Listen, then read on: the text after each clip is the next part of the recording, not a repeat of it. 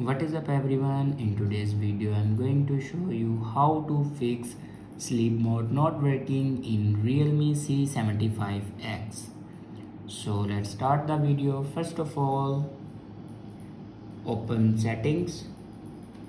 In settings, scroll down and here you can see the option apps.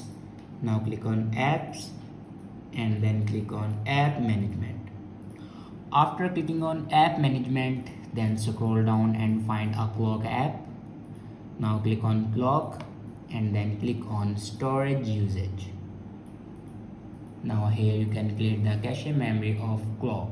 After clear the cache memory, then go back and click on system and update. Now click on software update. Now here you can check your latest version will be updated or not. If it doesn't update to latest version, then update it to latest version. After update our latest version, then go back and click on backup and reset and click on reset phone. Now here you can see the option reset all settings. Now click on it. Now enter your password to reset all your settings. It will never destroy any other data like photos, videos and other document in your device, but it will destroy all the settings. After doing these steps, your problem will be fixed. I hope this video is helpful for you. Thanks for watching.